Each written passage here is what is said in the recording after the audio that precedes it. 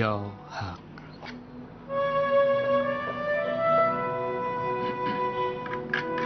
استاد سلیمان ساسا.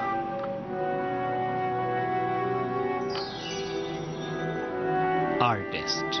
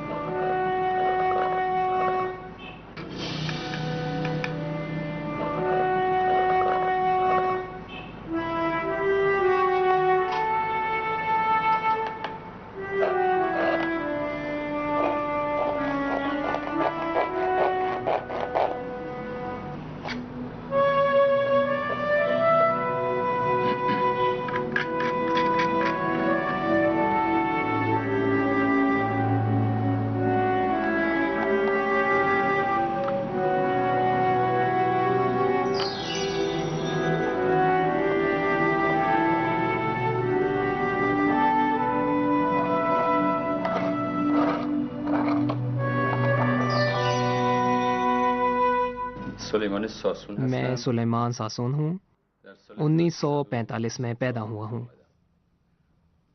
ایک ایسے خاندان میں جو ہنردوست خاندان ہے. میرے والد مرحوم اور میرے چچا دستکاریاں تیار کرتے تھے.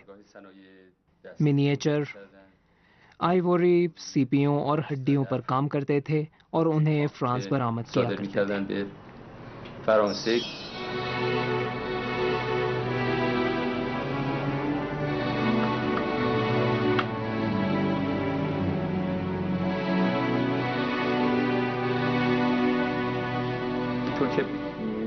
جیسا کہ میرے والد کہا کرتے تھے اور حاج مصور الملک نے بھی کہا ہے کہ انہوں نے شروع میں منییچر کے حوالے سے میرے والد اور چچا کی شاگردی اختیار کی تھی.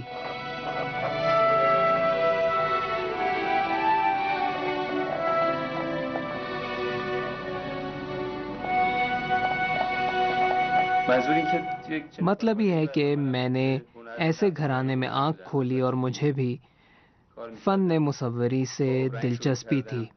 میں بچپن ہی سے کام کیا کرتا تھا اور واٹر کلر سے کام شروع کیا تھا اور بعد میں آئل پینٹ سے بھی کام کیا.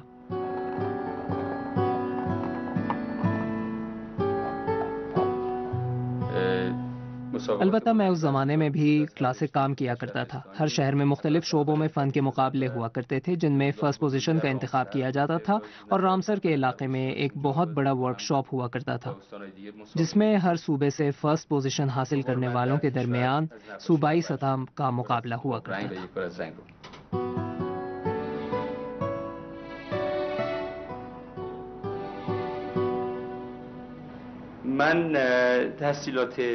مصوری کے شعبے میں میرے پاس اکیڈمک تعلیم تو نہیں تھی لیکن مجھے ایسے اساتذہ ضرور ملے جن کا بہرحال میں شکر گزار ہوں. ہائی اسکول کے زمانے میں ہمارے ڈرائنگ کے ٹیچر ہوا کرتے تھے رزاقی صاحب. اور سچ پوچھئے تو کیونکہ ان کے مرحوم والد میرے والد کے دوستانہ مراسم تھے لہٰذا اسکول میں مجھ پر ان کی خاص توجہ تھی. مجھے یاد ہے کہ اکثر استاد رزاقی کے ساتھ جب میں آرٹ اسکول کا طالب علم تھا سائیکل پر بیٹھ کر جمعے کے روز ان کے ساتھ زائندہ ندی کے اطراف میں واقع وادیوں میں جایا کرتا تھا اور واٹر کلر سے قدرتی مناظر کی پینٹنگ کیا کرتا تھا.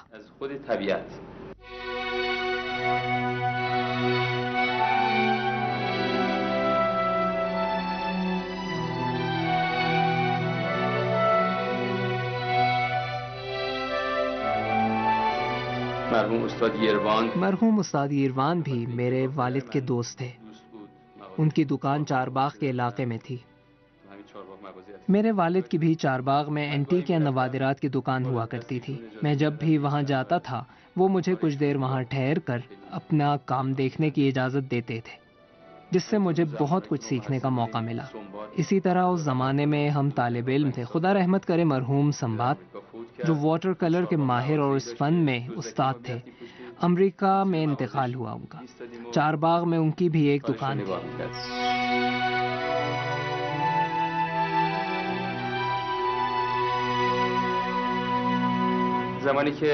جب میں آرٹ انسٹیٹیوٹ کے شعبے سول انجینئرنگ کے لیے ٹیسٹ کی تیاری کر رہا تھا تو چند مہینوں کے لیے استاد تاج میر کی شاگردی بھی کی. خدا انہیں سلامت رکھے، وہ ان دنوں فرانس میں ہیں. ڈیزائننگ کا کام میں نے انہی سے سیکھا تھا. انہوں نے مجھے بہت کچھ سکھایا. مصوری کی جانب کی رجحان کی وجہ سے میں نے تہران یونیورسٹی کے آرٹ انسٹیٹیوٹ کا رخ کیا اور سول انجینئرنگ میں داخلہ ملا. اپنی تعلیم کے ساتھ ساتھ تو اس کے ساتھ ہی مصوری مجسمہ سازی کا انسٹیٹیوٹ بھی تھا. اس زمانے میں سن 40 کے عشرے میں مصوری میں نئے رجحانات کا دور تھا. اس دور کے سقا خانے کی مصوری کا اسلوب بھی معروف تھا.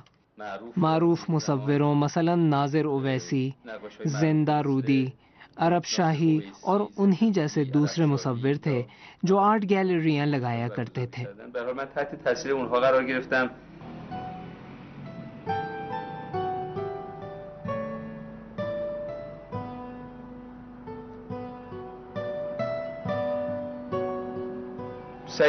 کوشش کی کہ مصوری کے میدان میں کام کو جاری رکھوں، لیکن اب وہ اسلوب اور طرز نہیں جس پر میں پہلے کام کیا کرتا تھا اور جسے قدرتی مناظر کی مصوری یا ریئلزم کہا جاتا ہے.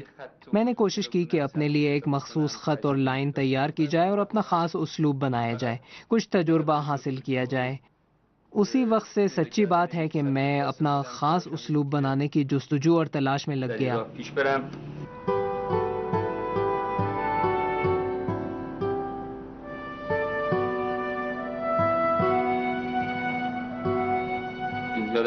مجھے یاد ہے کہ آرٹ انسٹیٹیوٹ سے 1970 میں فارغ التحصیل ہوا اور تعلیم مکمل کی تو میں اپنے کام تہران لے گیا.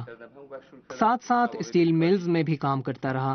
اسی دوران میں نے یہ کام بھی شروع کر دیا. فرصت کے وقت میں پینٹنگ بنایا کرتا تھا، بالکل اپنے اسلوب اور تکنیک کے ذریعے، جو کسی بھی دوسرے پینٹنگ کے اسلوب سے متاثر نہیں تھا. جب انجینئر سیہون نے میرا کام دیکھا تو انہیں پسند آیا اور انہی نے سفارش کی میری اور سیہون گیلری میں ایک نمائش بھی لگائی. ان کی بیوی معصومہ سیہون اس آرٹ گیلری کی ڈائریکٹر تھیں اور اب بھی ہیں.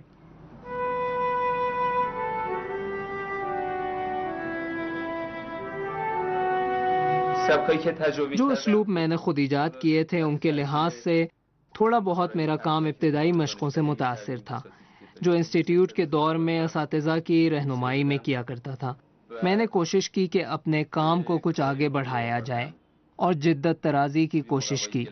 کارڈ بورڈ، شیشہ، کینوس کو اپنایا، لیکن معمول کے طریقے سے نہیں، بلکہ میں نے ہر ٹیکنیک کو نئی جہت دی اور اپنے طریقے سے استعمال کیا.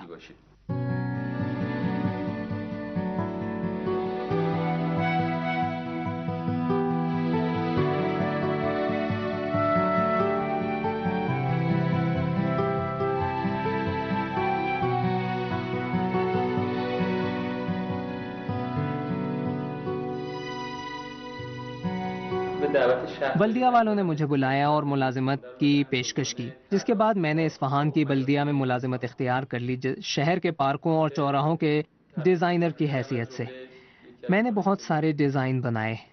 جب میں بلدیہ میں کام کیا کرتا تھا میں نے تجویز دی کہ سیو سے پل اور پل خواجو کے درمیان آئینہ خانہ پارک بنایا جائے. اس منصوبے کی پوری ڈیزائننگ میں نے بذات خود انجام دی تھی. بعد میں بلدیہ کا ڈائریکٹر ورکس ہو گیا تو شہر کی تعمیر و ترقی کے تمام امور اور کام میری نگرانی میں آ گئے.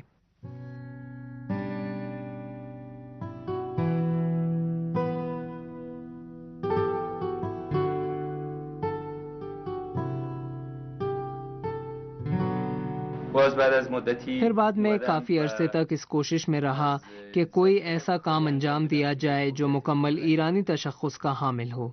لیکن ساتھ ہی نئے دور کے ساتھ بھی ہم آہنگ ہو۔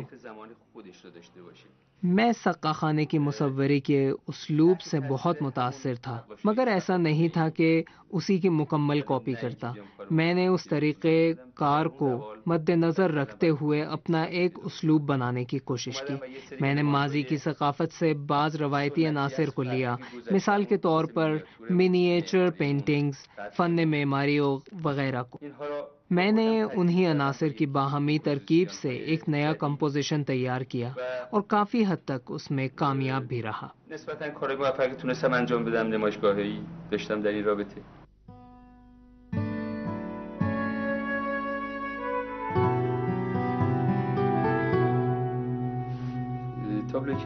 یہ پینٹنگ جو آپ دیکھ رہے ہیں مجھے بہت ہی پسند ہے۔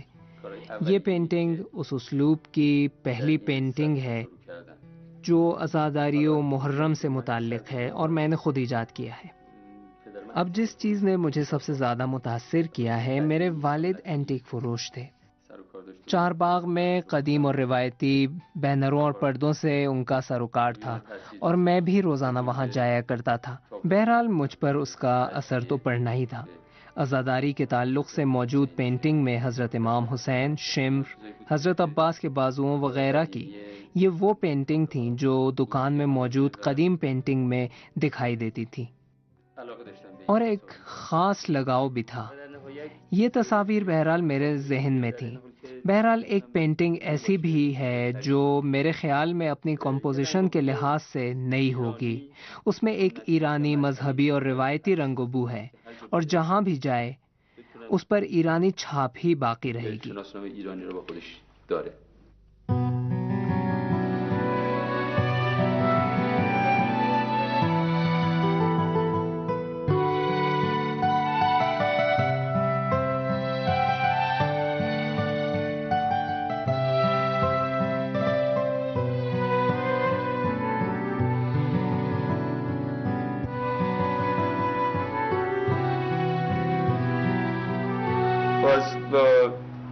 پھر دوسرے کام بھی میں نے کیے۔ کینوس پر نائف سے کام کیا جو مکمل طور سے میرا ذاتی اسلوب ہے، جس میں کینوس کو مکمل طور سے رنگوں میں چھپا دیتا ہوں، بعد میں نائف کے ذریعے رنگوں کو کھرچ کر روشن سائے سے بنا دیتا ہوں، اور وہ والیوم جو میں بنانا چاہتا ہوں بنا ڈالتا ہوں، اور وہ پلاٹ جو میں اس اسلوب میں اور اس حوالے سے کام میں لاتا ہوں عموماً قدیم تاریخی معماری اور تعمیرات ہیں، مثلاً بازاروں، کاروان سراؤں، قدیم گھروں اور پرانے گاؤں وغیرہ میں ان کو اپنے کام میں لے آتا ہوں۔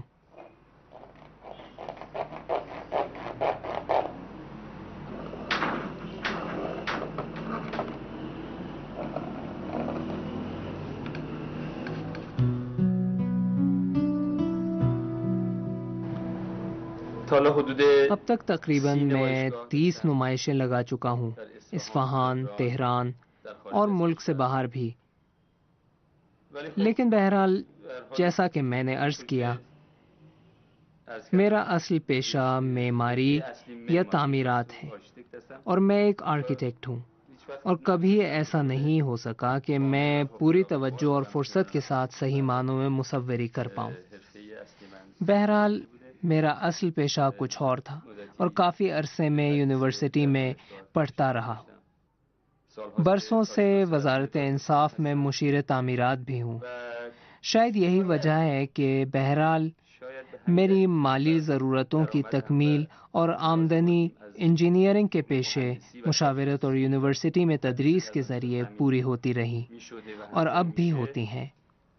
کبھی بھی میں نے پیسے اور مادیات یا پینٹنگ بیچنے کی خاطر پینٹنگ نہیں بنائی، اور مصوری کو میں محض ایک فن و ہنر اور جدت طرازی کی خاطر ہی لیا ہے، اور اسی کے جستجو کی کہ مصوری میں نیا اسلوب اور نیا کام کیا جائے، اور ہمیشہ یہی کوشش کی کہ میرے کام میں نیاپن ہو اور پچھلے کام کا اعادہ نہ ہو۔ یہ پینٹنگ جو آپ دیکھ رہے ہیں، یہ کام میں نے کوئی 30-32 سال پہلے شروع کیا تھا، اور یہ مکمل طور سے میری ایجاد ہے اور اس کی ٹیکنیک کچھ یوں ہے کہ میں آئل پینٹ کو شفاف محلول کی شکل میں مثلاً پتلا کرنے والے عناصر جیسے پیٹرول اور تھنر وغیرہ پوری قوت کے ساتھ ملایا کرتا ہوں اور کئی رنگوں کے ملاپ سے ایک نئے اور پکے رنگ کو حاصل کرتا ہوں۔ اس رنگ کو ایک پیالے میں ڈال کر اسے مزید پتلا کر کے گلاس کارڈ پر ڈال دیتا اور اپنے ہاتھوں کے ذریعے اسے کنٹرول کرتا ہوں۔ مطلب یہ کہ تقریباً وہی چیز جو نظر آ رہی ہے وہ ہو جاتی ہے، اور تھوڑا بہت میں بھی اسے شکل دینے کی کوشش کرتا ہوں، اسے کنٹرول کرتا رہتا ہوں۔ بعد میں پھر وہی تیز قسم کا تھنر جو رنگ کو دھو ڈالے اور اوپر گراتا ہوں، جس سے رنگ اڑ جاتا ہے اور یہ شکل بنتی ہے، اور یہ کاغذ کی سفیدی ہے جو روشنی پیدا کرتی ہے۔ جب اس پر روشنی پڑتی اور سائے اور تاریکی تقریباً ان رنگوں کے ساتھ مل کر ایک دوسرے پر غلبہ پاتے دکھائی دیتے ہیں۔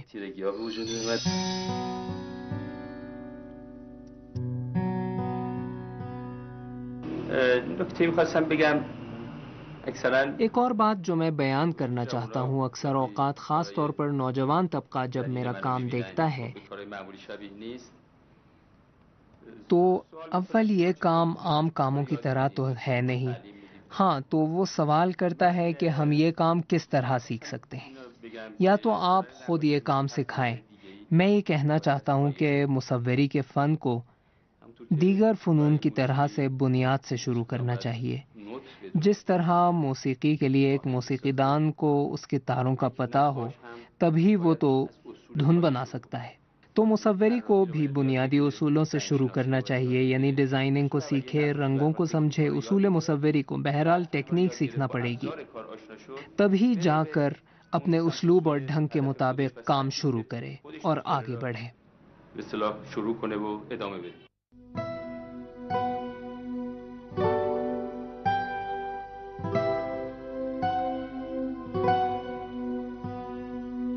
در هر حال بہرحال میرا مطلب یہ ہے کہ کام صحیح طور سے انجام دینا چاہیے۔ یہ بھی صحیح ہے کہ ہر فنکار کو، جیسا کہ میرا ذاتی خیال ہے، کسی دوسرے فنکار کی تقلید نہیں کرنا چاہیے، کسی بھی شعبے میں بھی، اور اگر فن کے شعبے میں کسی مقام تک پہنچنا چاہتے ہیں جہاں آپ کی بات ہو تو پھر جدت طرازی اپنانا پڑے گی، اور میرے خیال میں دوسروں کی تقلید کو فن کا نام نہیں دیا جا سکتا۔ به نظر من تقلید از دیگران اصلا اسمش نمیتونه هنر باشه.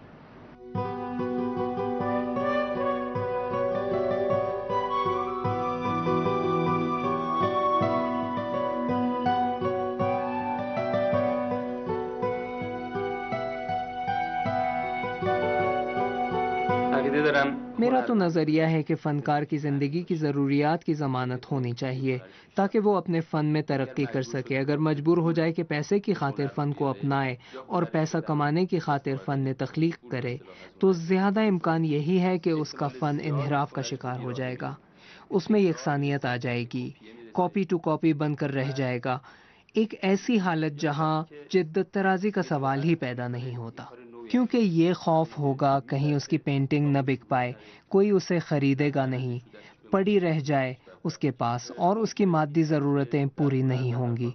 میں اس کا مخالف نہیں ہوں کہ ہر فن میں محنت کرنا پڑتی ہے، اعلیٰ درجے تک پہنچنے کے لیے کام کرنا پڑتا ہے۔ فن میں ایک بات ایسی ہے جو دوسرے شعبوں میں مثلا سائنس وغیرہ میں نہیں ہے، اور وہ ذاتی صلاحیت ہے۔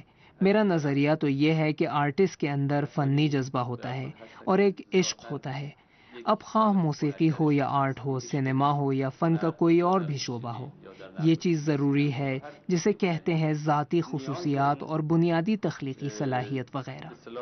اب جو بھی فن کو حاصل کرنا چاہتا ہے اس میں یہ خصوصیات ہونا چاہیے۔ کسی که میخواد بره دنبال هنر باید درش باشه واقعا.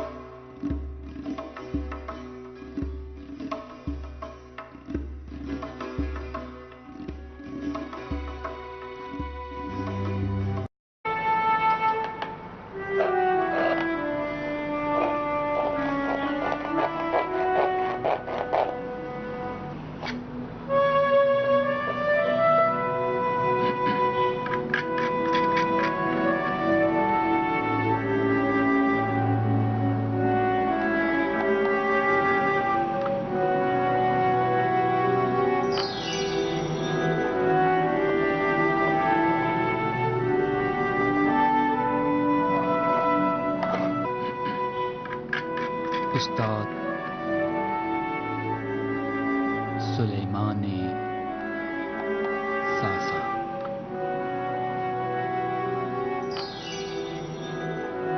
Artist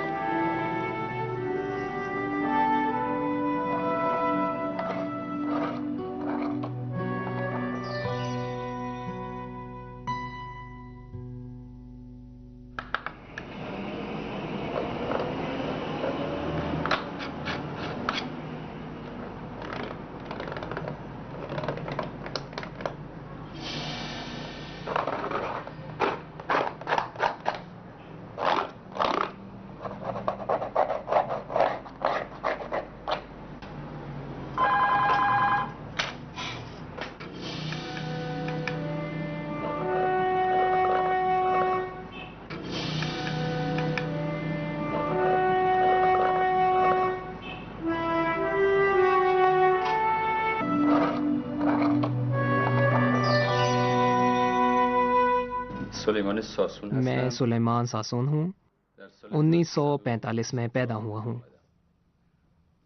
ایک ایسے خاندان میں جو ہنردوست خاندان ہے. هنردوست بودم. میرے والد مرحوم مرحوم اور میرے چچا و عموی من دستکاریاں تیار کرتے تھے. کارگاه صنایع دستی منییچر، کردن آئیوری، سیپیوں اور ہڈیوں پر کام کرتے تھے اور انہیں فرانس که برآمد کیا صادر کرتے تھے. می‌کردن به فرانسه.